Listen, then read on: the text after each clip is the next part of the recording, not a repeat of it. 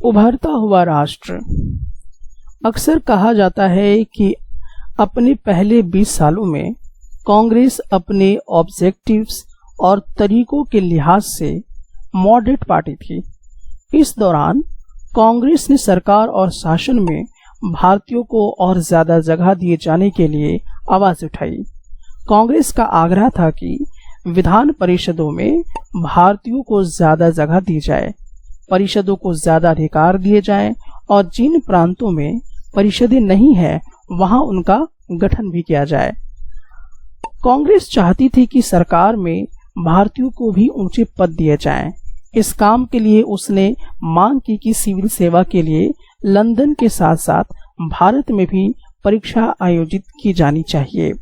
शासन व्यवस्था के भारतीयकरण की मांग नस्लवाद के खिलाफ चल रहे आंदोलन का एक हिस्सा थी, क्योंकि तब तक ज्यादातर महत्वपूर्ण नौकरियों पर गोरे अफसरों का ही कब्जा था।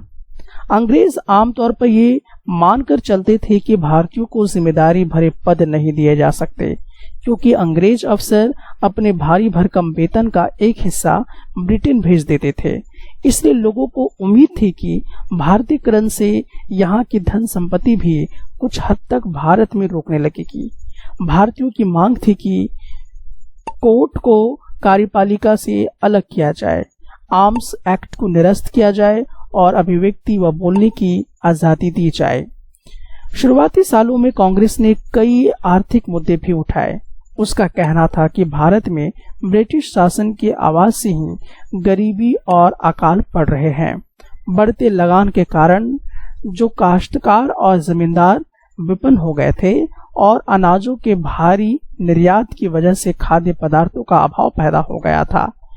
कांग्रेस की मांग थी कि लगान कम किया जाए, फौजी खर्चों में कटौती की जाए और सिंचाई के लिए ज्यादा अनुदान दिए जाएं। उसने नमक पर टैक्स, विदेशों में भारतीय मजदूरों के साथ होने वाले बर्ताव और भारतीयों के कामों में दखल अंदाजी करने वाले जो फॉरेस्ट प्रशासन की वजह से वनवासियों की बढ़ती मुसीबतों के बारे में बहुत सारे प्रस्ताव पारित किए गए। इससे पता चलता है कि पढ़े लिखे संपन्न वर्ग की संस्था होते हुए भी कांग्रेस केवल पेशेवर समूहों, जमींदारों और उद्योगपतियों के हक में ही नहीं बोल रही थी। मध्य मार्गी नेता जनता को ब्रिटिश शासन के अन्यायपूर्ण चरित्र से अवगत कराना चाहते थे।